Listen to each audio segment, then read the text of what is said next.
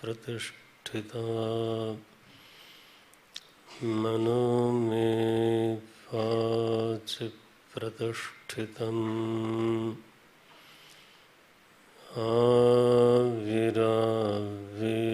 आविराविर्मयेधि वेदस्य मानस्तः श्रुतं मे मा प्रहासीः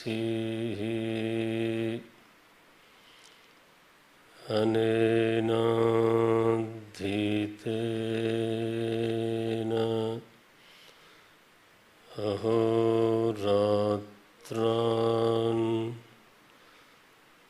संदधामि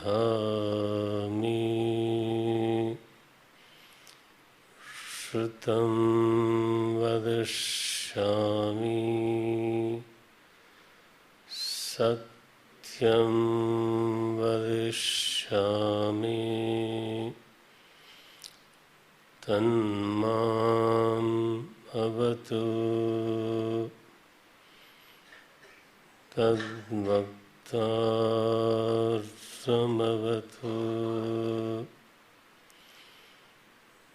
अवतु माम्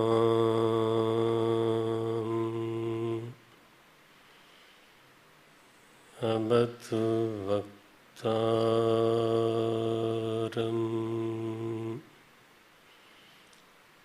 अवतु वक्तारम्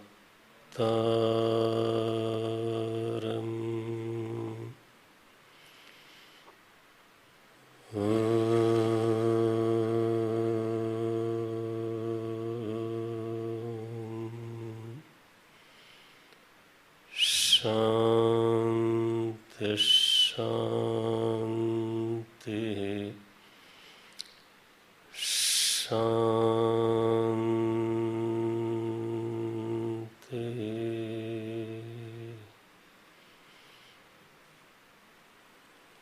अज्ञानतिमिरान्धस्य ज्ञानाञ्जनशलाकया चक्षुरुन्मीलितं येन तस्मै श्री गुरवे नमः। तस्मै श्री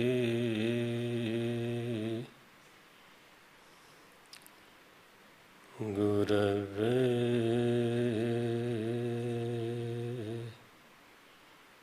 नमः।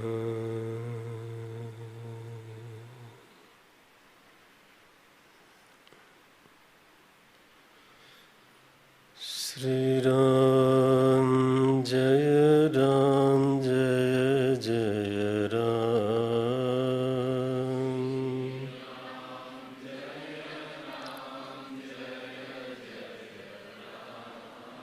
श्री राम जय राम जय जय राम।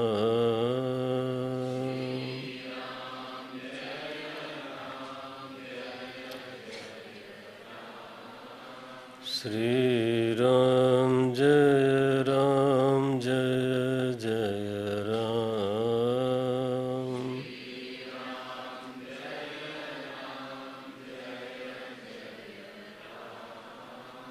श्री राम जय राम जय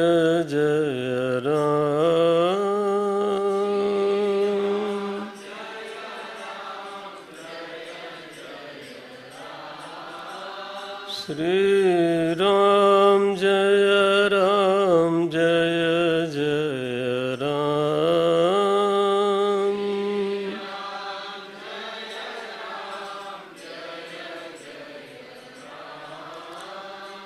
श्री राम जय जय राम।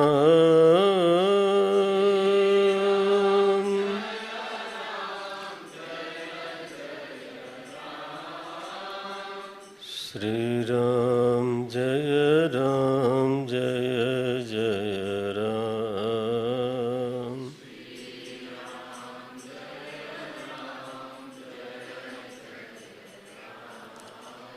श्री राम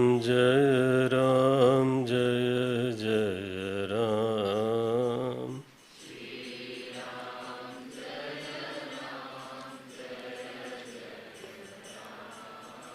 श्री राम जय जय राम।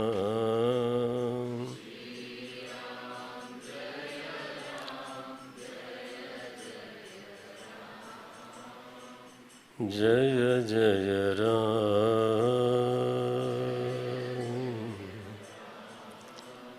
जय सिया राम।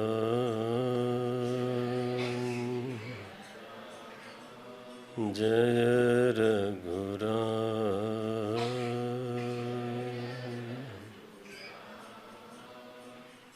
जय श्री राम।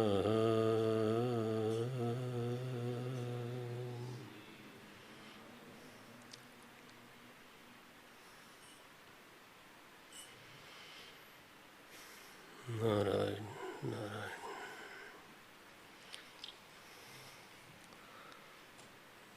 भक्ति दर्शन में हम लोग देख रहे थे तो जिज्ञासु की ओर से, साधक की ओर से पहला कदम उठता है तो सगृह्णाति। क्या करता है वो प्रभु का ग्रहण करता है, वरण करता है, तो उनसे कृपा चाहता है, उनका आश्रय चाहता है। इसको बोलते हैं वरण। तो शिष्य की ओर से वरण होना चाहिए। अगर शिष्य वरण नहीं करता है तो आगे की बात फिर बन नहीं सकती। और वरण के लिए जो सबसे पहली सामग्री है वो है विश्वास। क्या विश्वास? विश्वास कैसा?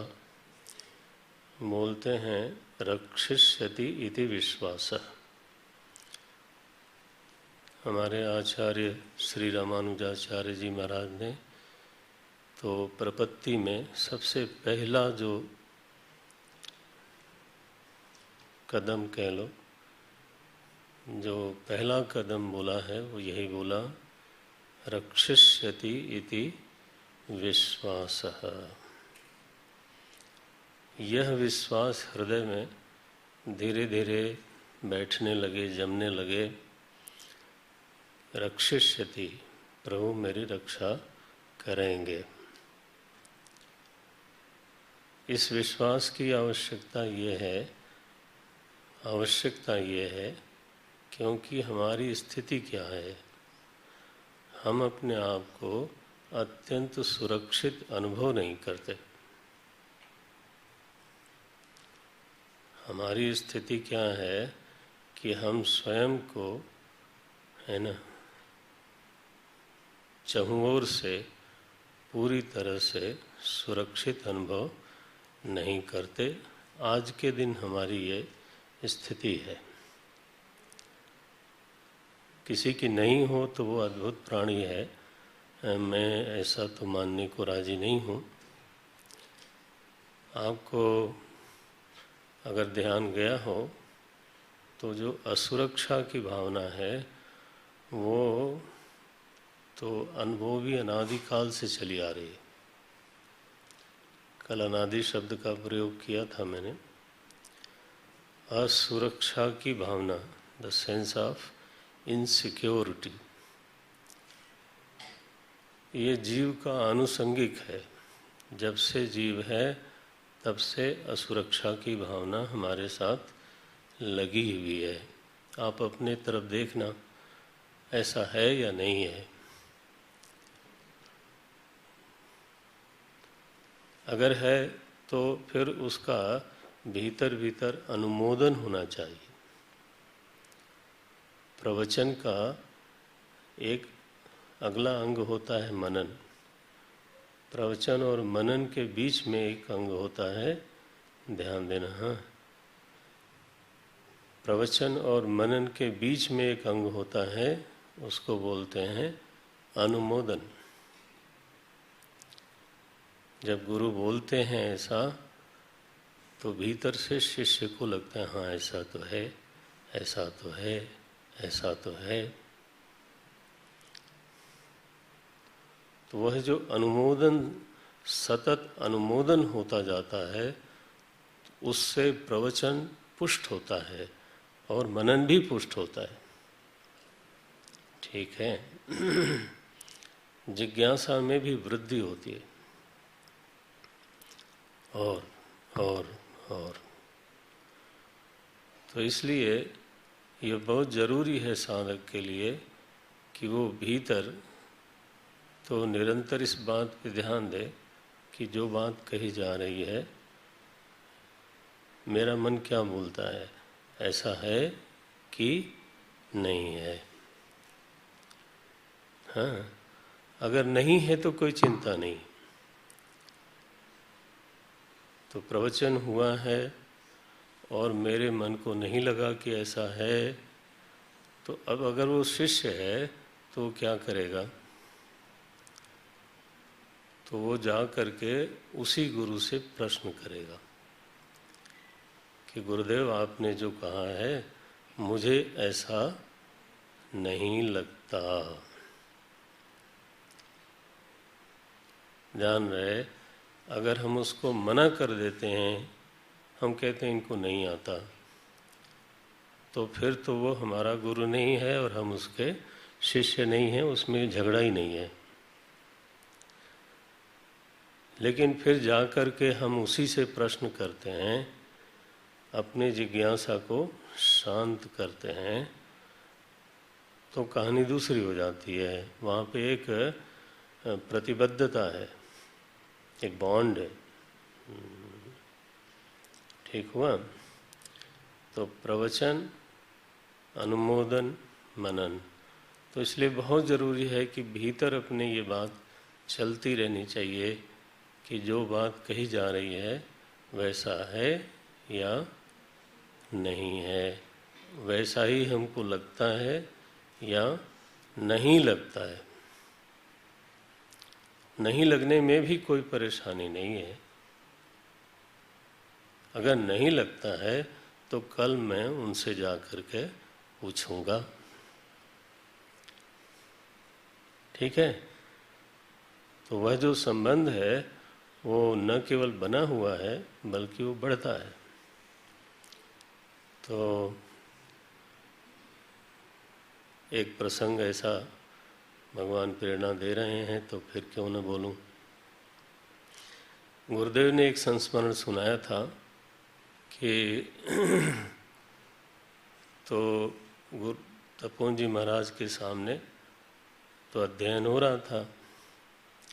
अध्ययन क्या था कि ईश्वर को उपाधि की जरूरत क्या है ना? हम लोग क्या पढ़ते हैं? ईश्वर माया की उपाधि से ईशन करता है, शासन करता है, अनुग्रह करता है, निग्रह करता है ना? पंचकर्म हैं ईश्वर के। हाँ, उद्भव, स्थिति, संहार, निग्रह, अनुग्रह।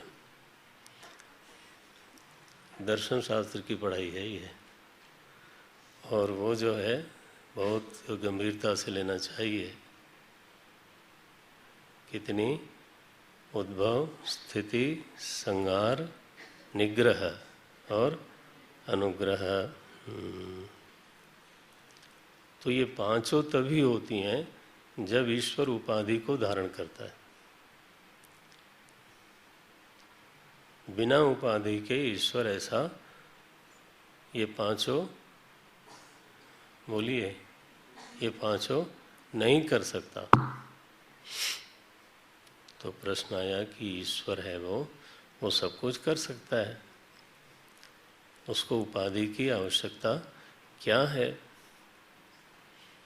तो गुरुदेव ने हमारे परम गुरु से प्रश्न कर दिया। तो हमारे तपोवन जी महाराज हमारे परम गुरु,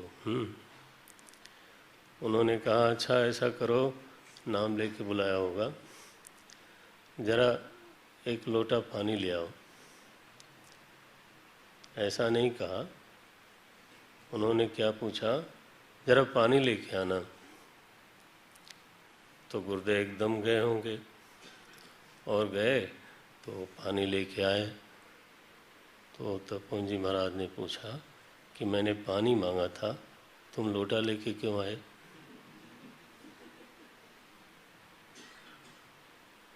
आया, पकड़ में आ गया होगा। बोले स्वामी जी फिर हम कैसे लाते? बोले तुम ही तो पूछ रहे थे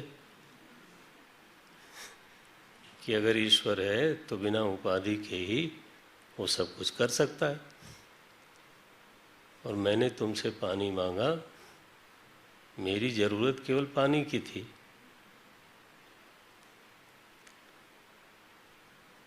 और तुम पानी नहीं ला सके और ईश्वर की बात करते हो, तो मेरे ख्याल से इसके बाद कोई शंका नहीं रही होगी। महात्माओं में ऐसी पढ़ाई होती है। आप समझते हैं कितनी बड़ी पढ़ाई कर दी उन्होंने। बिना उपाधि के पानी नहीं ला सकते, हाँ? तो ईश्वर भी ईशन तब करता है जब उसको उपाधि प्राप्त हो जाए। क्या उपाधि है? माया। माया माने तो आप कौन सोच रहे थे बोलेंगे तो नहीं बोल रहे हैं, कोई बात नहीं। चलो पक्का अर्थ बोलते हैं, विद्यार्थी लोग भी हैं, ध्यान रख लेना, हाँ, पक्का कर लेना। पाणिनि सूत्र में माया शब्द का अर्थ आया माया दंभे कृपायांच। माया किसको बोलते हैं? दंभ को और कृपा को, दोनों अर्थ हैं। हाँ, माया माने हमेशा दंभ, दिखावा, है ना, अन्यथा प्रदर्शन।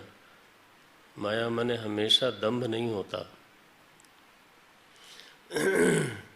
हम लोग ऐसा समझते हैं कि जैसा दिखा रहे हैं वैसे हैं नहीं, इसको बोलते हैं माया। फिर क्या बोलते हैं? ये बड़े मायावी हैं। तो वो एक अर्थ है माया दंभे। दूसरा अर्थ है वो बहुत मधुर है, उसको ध्यान में रखना चाहिए। माया दंभे कृपायांच। तो माया का एक अर्थ है कृपा। बोलते हैं ना इस बच्चे पर तो इसके पिता की बड़ी माया है। तो वहाँ दंभ है कि कृपा है? देखो, शिष्य पर गुरु की बहुत माया है, और भक्त के ऊपर, हाँ, भक्त के ऊपर भगवान की बहुत माया है। माया माने हमेशा अविद्या नहीं होता, ये जरा ध्यान रखना। संस्कृत होता है तो वो जरा मूल में जब जाता है व्यक्ति ना, तो थोड़ा दूसरी चीज भी लेके आता है।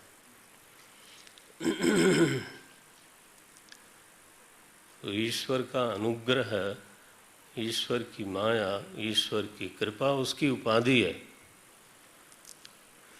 उसी उपाधि के जरिए, माने अनुग्रह की उपाधि के जरिए, पकड़ लेना, क्या उपाधि हुई? अनुग्रह। कृपा की उपाधि के जरिए फिर वो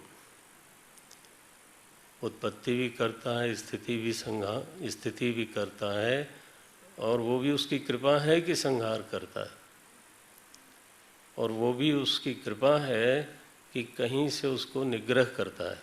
निग्रह माने रोक लेना। माता का हृदय कोमल है, तो बच्चा अगर आग की ओर जा रहा हो तो माँ क्या करेगी? निग्रह करेगी। तो निग्रह करना कठोरता है कि कृपा है? आया, पकड़ में आ गया। ईश्वर का एक ये भी विलक्षण स्वभाव है, निग्रह करना। जो मुझे नहीं करना चाहिए फिर भी मैं करने जा रहा हूँ, तो ऐसा अनुभव में आता है कि भगवान बलात् उसको,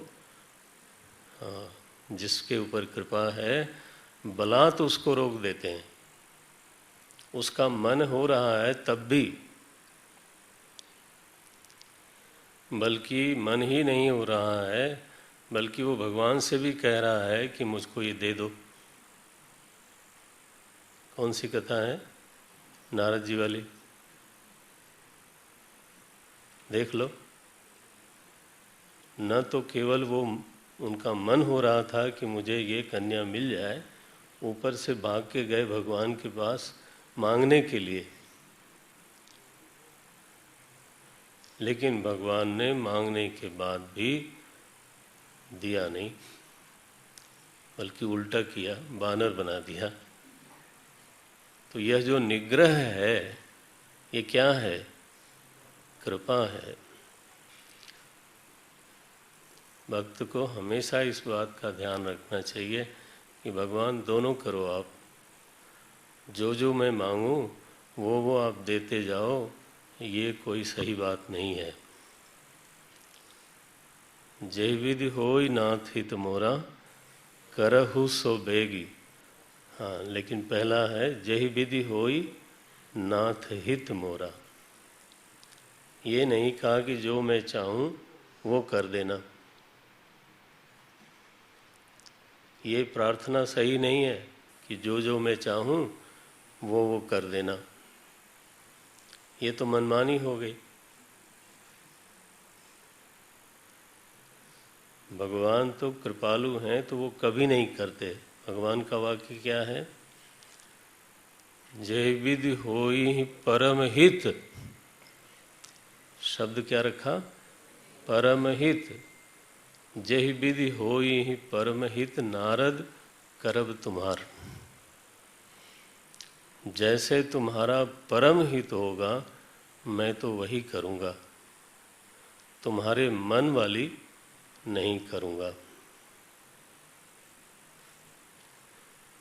लेकिन महाराज, ये निग्रह कृपा भी तब होती है जब पहले वर्ण हो। नारद जी को रोकते हैं भगवान, सबको थोड़ो रोकते हैं। बाकी तो सबको कर्मणि एवं अधिकार दे रखा है, जिसको जो मनावे करे, और आगे फल भोगने के लिए तैयार बैठा रहे। वहाँ भगवान का हस्तक्षेप नहीं है, न निग्रह न अनुग्रह। ये दार्शनिक रहस्य हैं। तो इसलिए निग्रह अनुग्रह की लीला भी प्रभु तभी करते हैं जब पहले साधक ने वर्ण किया है। वर्ण तब तक नहीं कर सकता जब तक विश्वास न हो। विश्वास की जरूरत क्या है?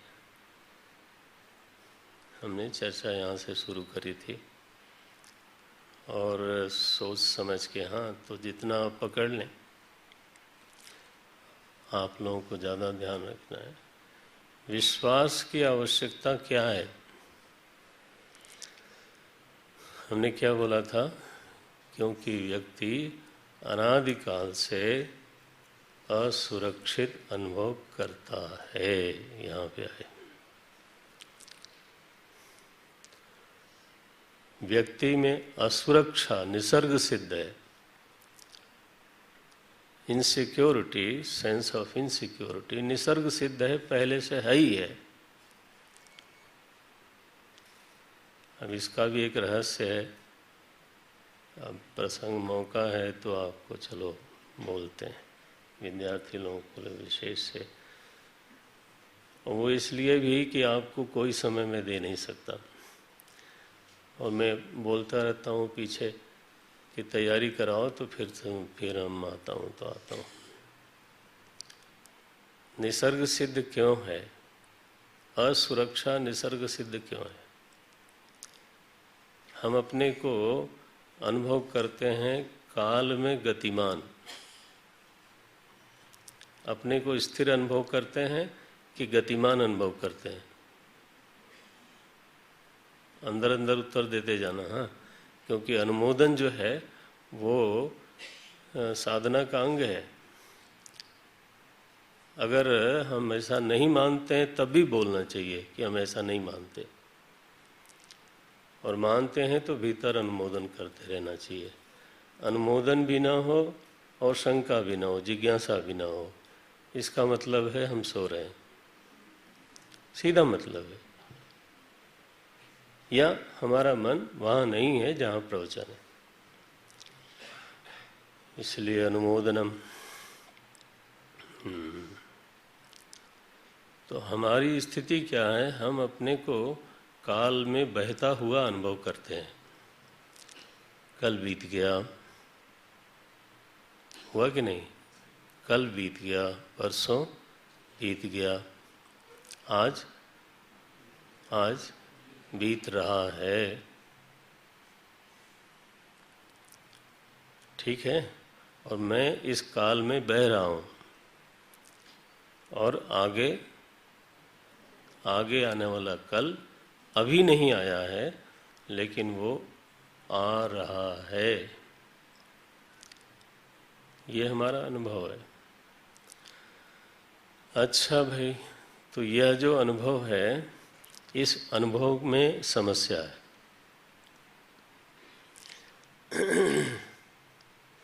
इसी अनुभव में समस्या है। किसकी? जीव की, एक की नहीं, सबकी। क्या समस्या है? कि जीव को हमेशा एक भूत होता है जिसको जी चुका है, एक वर्तमान होता है जिसको वो जी रहा है, और ऐसा कोई जीव नहीं हो सकता जो ये अनुभव नहीं करता कि आने वाला कल है, कल है। कई बार हम लोग सुनते हैं लिव इन प्रेजेंट। ये तो सब म्यूजिकल वर्ड्स हैं। वी माइट से दिस, लेकिन वी नो इट कि tomorrow is waiting. Whatever we say, but tomorrow is there and it will come.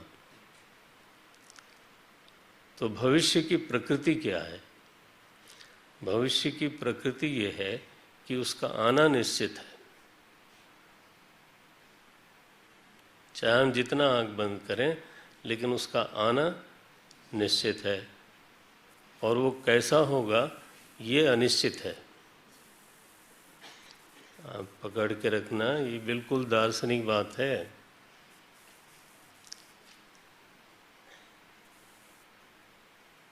उसका आना निश्चित है, लेकिन वो कैसा होगा ये अनिश्चित है। तो जब कोई चीज निश्चित न होवे, तो इस अनिश्चय में से, बच्चे लोग, इस अनिश्चय में से असुरक्षा का जन्म होता है। कल कैसा होगा, आगे कैसा होगा। और ये रोग सबके साथ लगा हुआ है।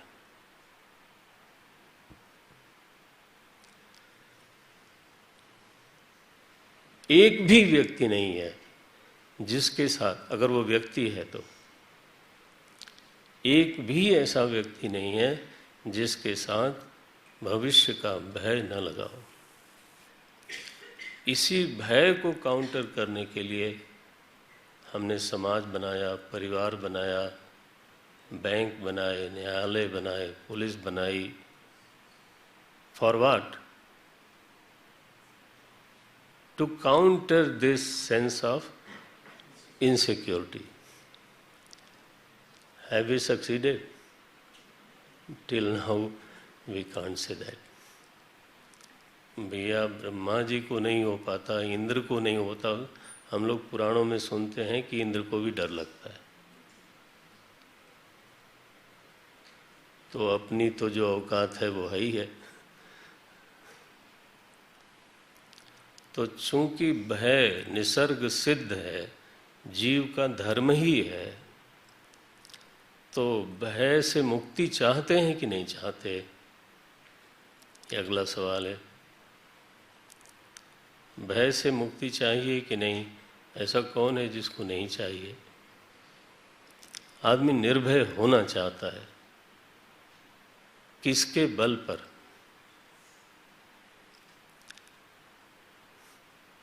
अपने बल पे। खुश रहो, गालिब ख्याल अच्छा है। अच्छा तो अपने परिवार और समाज के बल पर आज तक तो नहीं हुआ।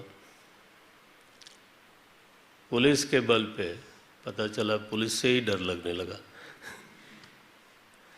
दुनिया में ऐसी कोई चीज नहीं है जिसके बल पर हम निर्भयता का अनुभव करें, है ना। वृंदावन वासियों को प्रतिवर्ष वो पूजा करते थे इंद्र की।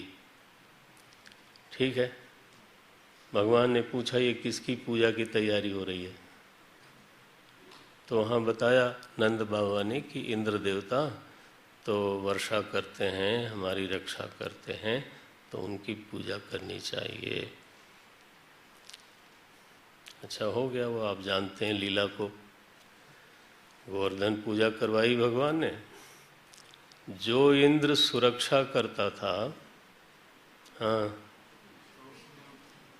उसने मूसलाधार बारिश करी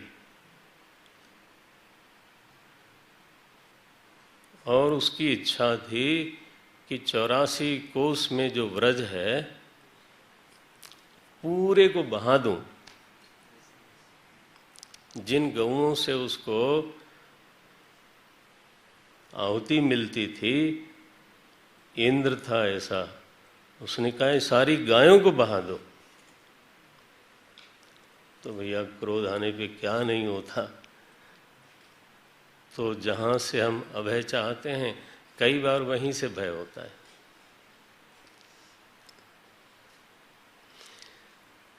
अब इसलिए ये तो एक जरूरी बात हो गई ना कि आखिर तो फिर अभय शब्द एक काल्पनिक शब्द है या इसमें कुछ वास्तविकता भी है?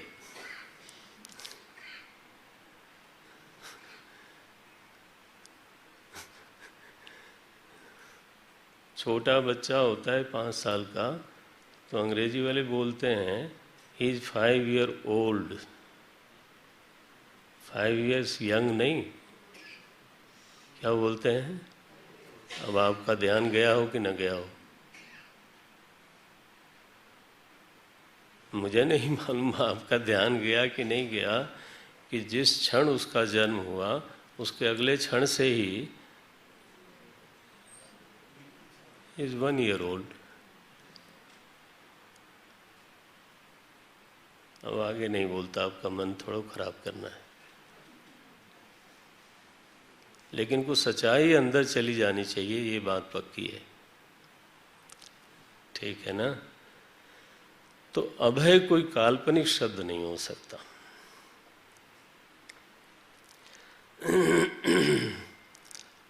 एक सिद्धांत है दर्शन में, जिस चीज़ की आवश्यकता होती है उसकी पूर्ति की व्यवस्था भी होती है। ये भी एक नैसर्गिक सिद्धांत है। अगर भूख लगती है तो भोजन की व्यवस्था भी है, अगर प्यास लगती है तो पानी की व्यवस्था भी। आप देख लो जरा अपने जीवन को, कम या ज़्यादा वो अलग बात है, लेकिन हम बिल्कुल चैलेंज के साथ बोलते हैं भाई, अपने बल से नहीं, शास्त्र के बल से और गुरुजनों के बल से। कोई हिल नहीं सकता, कोई मना नहीं कर सकता इस बात को। तो अगर भय है तो फिर उसकी निवृत्ति की भी व्यवस्था होनी चाहिए। भय की निवृत्ति अगर अपने से नहीं होती है तो किसी बलवान से हो सकती है जो समर्थ हो। ये बात सुग्रीव को भगवान ने बोला था। जो लोगों ने रामायण पढ़ा होगा, तुम लोगों ने तो अभी अभी पढ़ा, सखा सोच त्यागहु बल मोरे। ये नहीं कहा उन्होंने कि सखा सोच त्यागहु अपने बल से। इतना बल तो किसी में नहीं है, पिद्दी भर के लोग हैं। हमें एक डॉक्टर साहब ने कहा, मजाक मजाक में कहा कि अब जुकाम हो गया है स्वामी जी। कहा हो तो गया, जल्दी ठीक करिए। बोले 1 हफ्ते में ठीक हो जाएगा, अगर दवाई आप लेंगे तो 1 हफ्ते में ठीक हो जाएगा, और अगर दवाई नहीं लेंगे तो 7 दिन में ठीक हो जाएगा। हमने कहा वाह क्या बात है। ऐसी ऐसी विचित्र बातें हैं। उनके बल से सोच का त्याग नहीं होता, ये तो भगवान ही बोल सकते हैं। सखा सोच त्यागहु बल मोरे, सब विधि घटब काज में तोरे। देखो, तो इसलिए संतों ने गाया, सुनिरी मैंने निर्बल के बल राम। मैंने सुना है कि प्रभु निर्बल का बल है। तो ऐसा नहीं है कि भय ही सत्य है, नहीं, भय को दूर करने वाला उससे बड़ा सत्य है। ठीक है, तो अब भय को दूर करना मेरी जरूरत है, और दूर करने वाला समर्थ है। तो ये तो बिल्कुल अच्छा संयोग बन गया। तो चूंकि मेरी जरूरत है और वो समर्थ है, तो मुझे कहाँ जाना चाहिए? उसकी शरण में जाना चाहिए। इसलिए कहा गया, भक्ति स्वाभाविक है, सुलभ है। 2 शब्द बोल रहा हूं मैं। क्या? भक्ति स्वाभाविक है। वो किसी न किसी की भक्ति आप करते हो, चाहे थानेदार की करो, चाहे मंत्री जी की करो,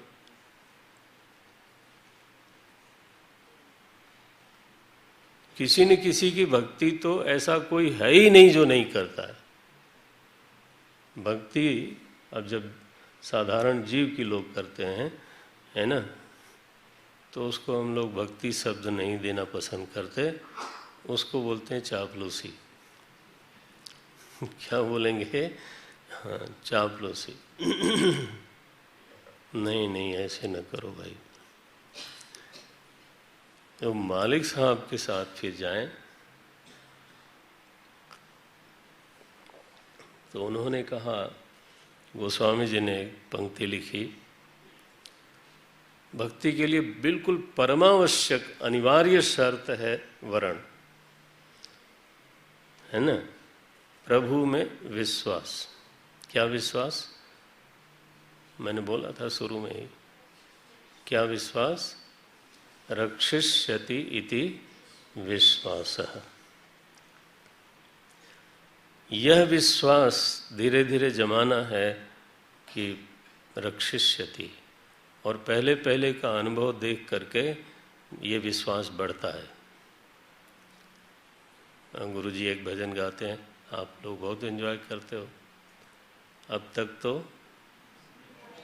आप देखो सबको याद है, उसके पीछे की बात भी याद रहनी चाहिए। शायद थोड़ी शंका है इसलिए नहीं, अब तक तो निभाया है आगे भी। तो ये पूर्व पूर्व के अनुभव से विश्वास में मजबूती आती है। वो जितना मजबूत होगा फिर भक्ति के लिए गति बढ़ेगी। तो गोस्वामी जी क्या बोलते हैं? बिनु विश्वास भगति नहीं, मना ही कर दिया। क्या वाक्य लिखा? बिनु विश्वास भगति नहीं, तेहि बिनु द्रवहि न राम। अब राम जी के लिए शर्त लगाई, जब तक विश्वास नहीं है तब तक भगवान द्रवित नहीं होते। भगवान द्रवित नहीं होते, ये बोल दिया।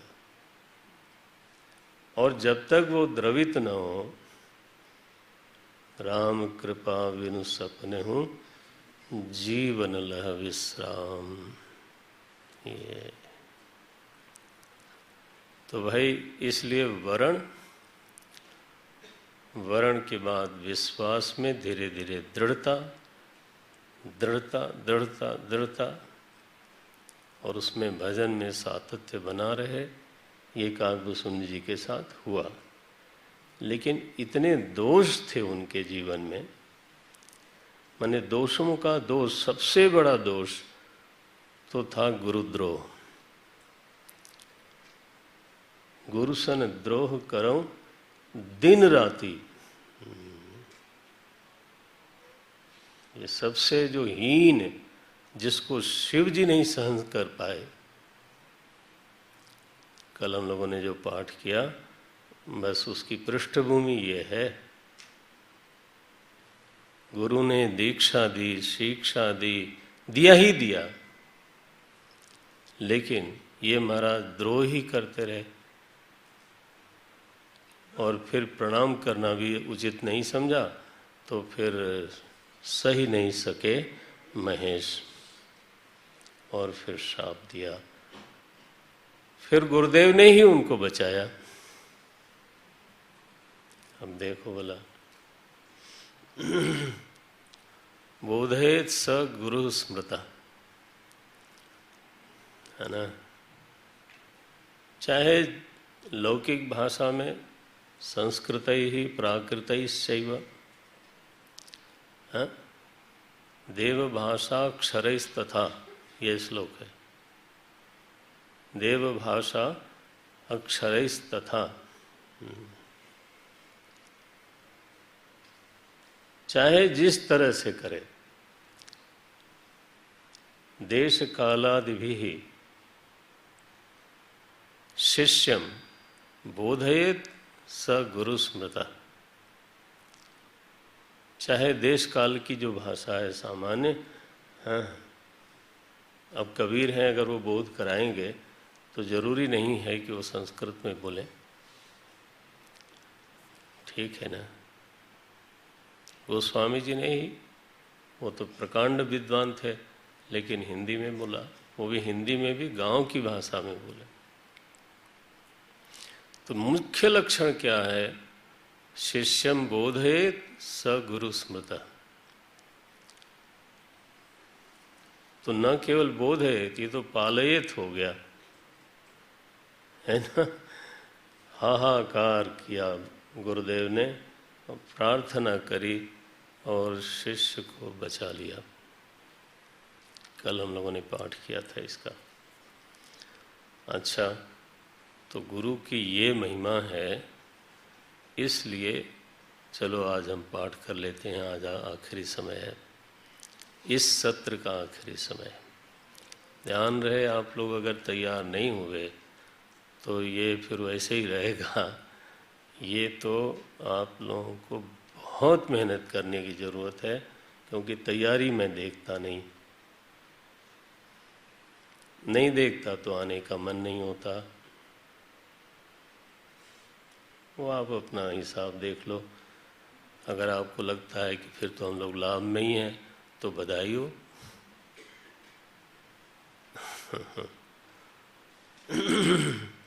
तो आइए बालकांड में वो गुरु स्तुति है, उसका पाठ कर लेते हैं। ओम। ये बालकांड का बिल्कुल आरंभ ही है। पहला 5 दोहे हैं शुरू में, उसके बाद शुरू होता है। आप दोहराइएगा। मिला बालकांड का। बंदौ गुरुपद पदुम परागा। बंदौ गुरुपद पदुम परागा। बंदौ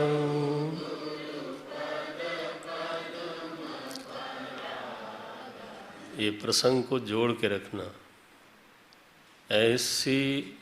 ऐसा मलिन शिष्य है फिर भी, और शापित शिष्य है फिर भी, अभिशप्त शिष्य है फिर भी, गुरुदेव की कृपा ऐसी हुई कि उन्होंने उसको बचा लिया। तो ऐसे गुरु की बारंबार वंदना है।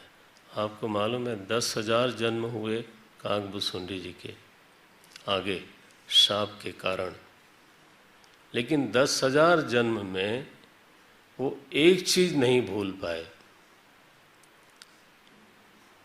वो क्या? गुरु कर कोमल शील सुभाव, एक बात मुहि बिसर न काऊ। ये जो घटना घटी थी कि ऐसे हमारे गुरुदेव थे, यह बात उनको बिसरी नहीं, वो भुला नहीं पाए, हमेशा याद बनी रही। और क्या याद थी? एक ही चीज याद रहती थी, गुरु कर कोमल शील स्वभाव। इस पश्चाताप ने उनके मल को जला दिया। यह जो पश्चाताप उनके जीवन में होता रहता था कि हमारे सद्गुरु ऐसे थे, मैं द्रोह करता था और विप्र पढ़ाव पुत्र की नाई। वो फिर भी ऐसे होते थे, उपकार याद आते थे। तो बस वो जो मल है ना हृदय का, वो धीरे धीरे धीरे धीरे इस पश्चाताप की अग्नि में जल के भस्म हो गया। तो अब जो वंदना हो रही है, हम लोग अपने अपने गुरु की वंदना कर रहे हैं, गुरुदेव की वंदना कर रहे हैं। कल उनकी पुण्यतिथि है। लेकिन हम ये भी कह सकते हैं कि हर शिष्य अगर वो समझ पाया है थोड़ी बहुत महिमा, तो यही वंदना करेगा। ये हर शिष्य के हृदय की आवाज़ है। अगर वो शिष्य है तो उसने अगर कुछ महिमा समझा है तो हाँ हाँ हाँ ये बंदौ गुरु पद पदुम परागा। बंदौ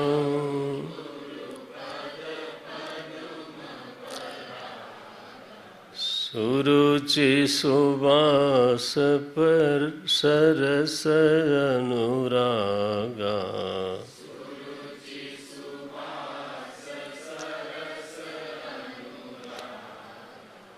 अमीय मूरिमय चूरन चारु।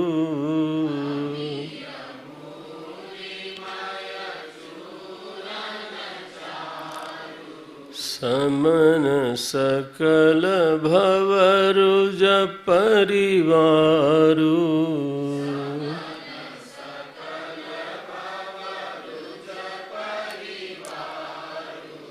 सुकृति शंभुतन विमल विभूति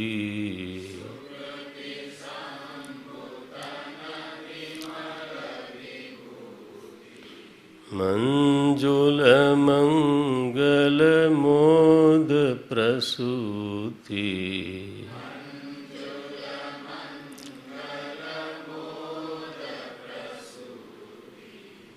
जन मन मंजु मुकुर मलहरणी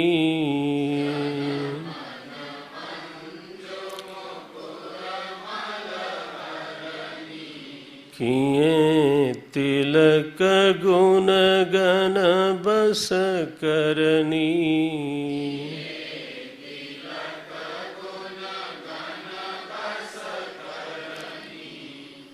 श्री गुरु पद नख मणि गण ज्योति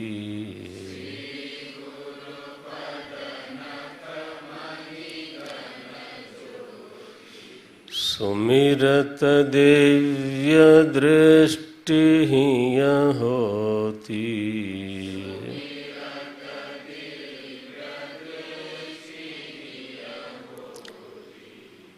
दलन मोह सम दलन मोह तम सोस प्रकाशु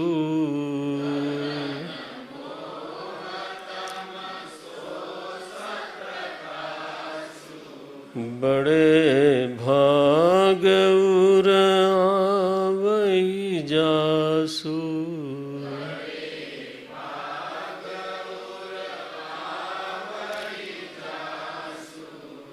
उघरहि बिमल विलोचन ही के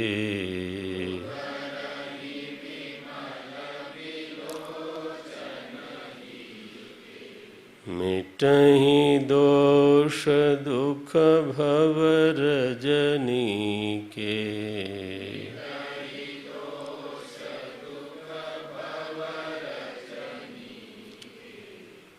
सूझहि रामचरित मणि मानिक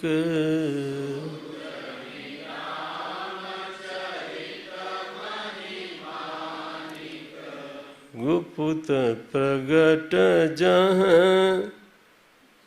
जो जही खानिक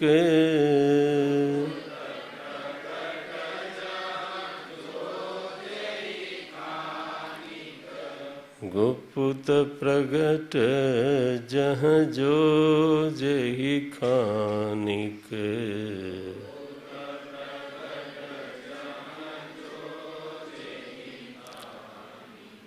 जथा सुअंजन अंजिद्रग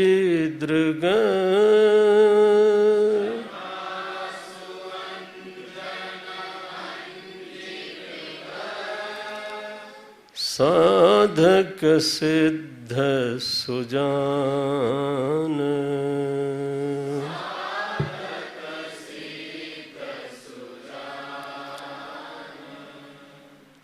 कौतुक देखत शैलवन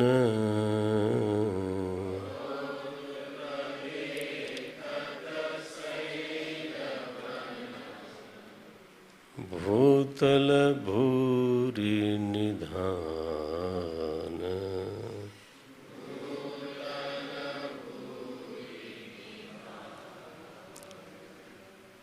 गुरुपद रज मृदु मंजुल अंजन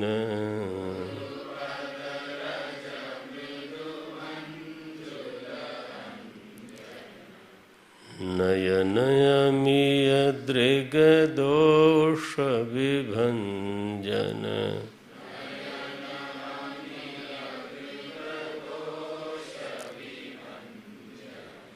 तेहि करि विमल विवेक विलोचन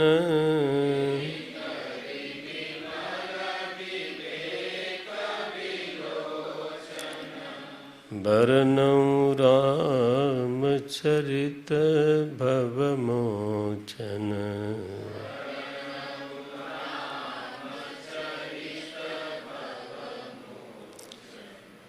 बंदौं गुरुपद पदुम परागा।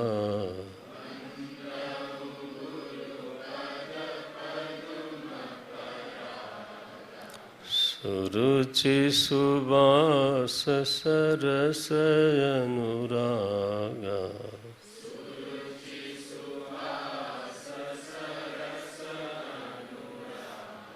सरस अनुरागा।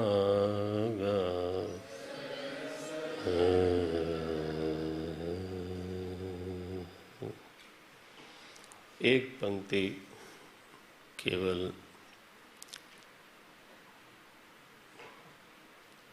समय का अतिशय संकोच है और हमारी इच्छा भी बहुत बढ़ाने की नहीं है, तो एक पंक्ति लेकिन आपके हाथ में शिव जी को लेकर के एक उपमा दी है गोस्वामी जी ने।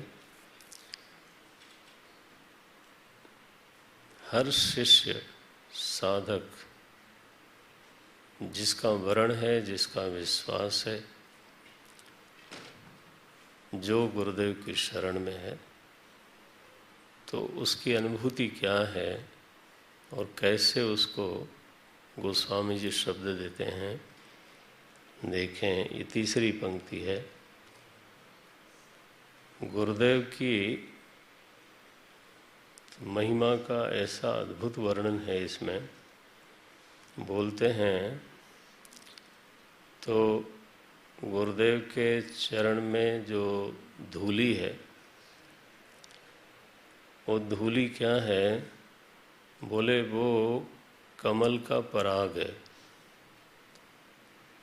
कमल पुष्प, उस पुष्प में जो कर्णिका होती है बीच में, उसमें पराग होता है। तो पराग झरता है। जब हाथ नीचे करेंगे तो पराग जो है वो हाथ में थोड़ा झर जाएगा। तो यहाँ पे जो गुरुदेव के लिए उपमा दी, क्या बोलते हैं? सुकृति शंभु। जो जीवन में हमारे आपके थोड़ा बहुत जो भी सत्कर्म है, थोड़ा बहुत जो भी सत्कर्म है, कुछ अच्छा हमारे खाते में अगर है, तो वह जो सुकृति है, समझो आप वही भगवान शंकर है। जो हमारे द्वारा उपार्जित यत्किंचित पुण्य है, वह जो पुण्य है सुकृति, वही कौन है? शिव जी। ये पंक्ति आसान नहीं है इसलिए बोल रहा हूँ, ये पंक्ति जल्दी लगती नहीं। सुकृति शंभु।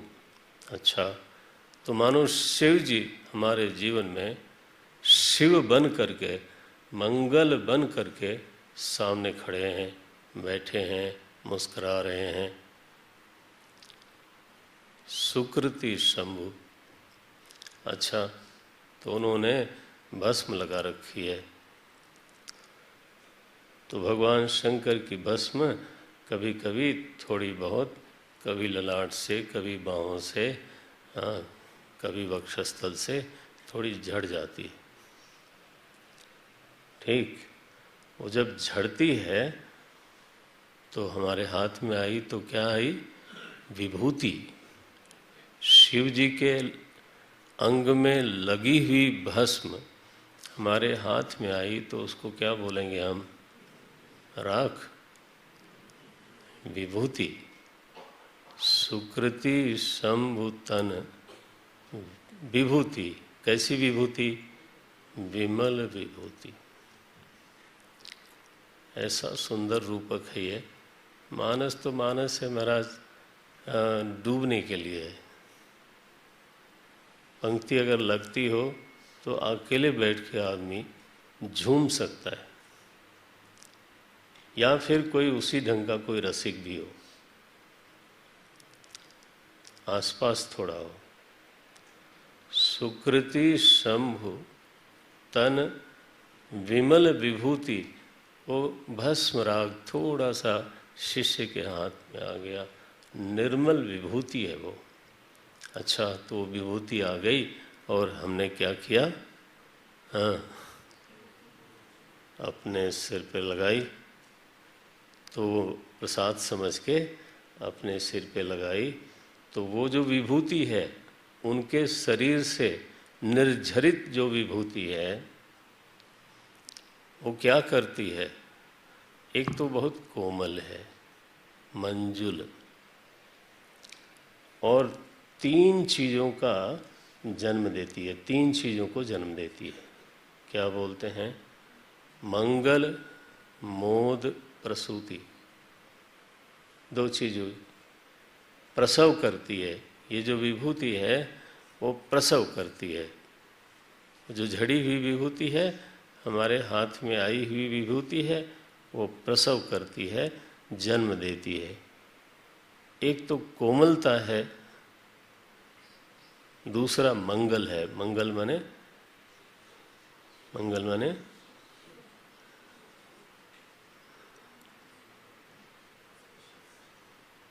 नहीं, मंगल माने प्रगति होता है। संस्कृत में मगी गतौ ये धातु है, मगी। इसे ये संस्कृत के हैं शब्द, हमारा जो प्रचलित होता है वो नहीं है। हाँ, मगी गतौ। आपने ये तो सुना होगा कि मग में जा रहे थे, ये तो बोलते हैं ना। नहीं, संस्कृत में मगी गतौ तो गतिम लाती इति मंगला, जो हमारे जीवन में गति को प्रकट करे, जड़ता को दूर करे। गति को प्रकट करे का मतलब क्या? जड़ता का अपनयन करे, जड़ता को दूर करे। मगी, हाँ, तो मगम लाती मंगलः। कल्याण शब्द का अर्थ भी ऐसा ही है कुछ। अब यहाँ प्रसंग नियत में बढ़ा ही नहीं सकता। तो मंगल प्रसूति, वह जो पुण्य रूप विभूति है वो क्या करती है? हमारे जीवन में कोमलता का आधान करती है, खूबसूरती का, सौंदर्य का आधान करती है। दूसरा मंगल का आधान करती है, जीवन गतिमान होता है। और तीसरा है मोद। मंगल भविष्य सूचक है। लोगों से हम क्या बोलते हैं? आपका मंगल हो। ऐसा बोलता है कोई कि आपका मंगल है? कोई नहीं बोलता है। आपका मंगल हो, आपकी यात्रा मंगलमय हो। मंगल शब्द भविष्य का सूचक है और मोद शब्द वर्तमान का। ध्यान रखना, मोद जब भी होगा वर्तमान में होगा। ये गोस्वामी जी की बारीकियां हैं, ये पंक्तियां नहीं लगती। हाँ, सुकृति शंभु तन विमल विभूति मंजुल, 3 का प्रसव कर रही है। मंजुल, मंगल और वर्तमान में मोद। भीतर मोद का विस्तार होवे, जीवन में गति का विस्तार होवे और हृदय में सौंदर्य खिल उठे। जिसको देखो उसको काटने दौड़े तो समझना चाहिए कि कोई मंजुलता नहीं है ना। बस एक लाइन काफी है,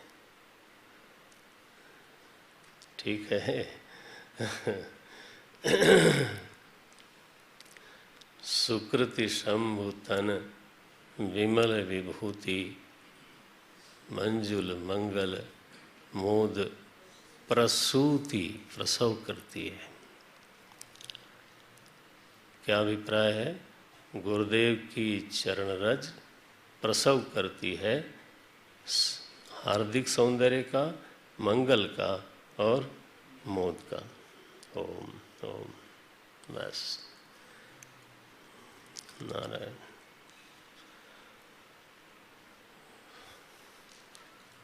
ओम पूर्णमदः पूर्णमिदं पूर्णात् पूर्णमुदच्यते पूर्णस्य पूर्णमादाय पूर्णमेवावशिष्यते।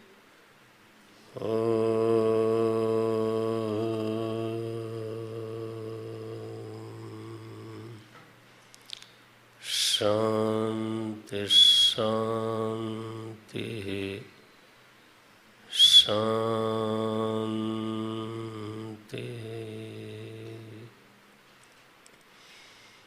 हरि ओम श्री गुरुभ्यो नमः। हरि ओम।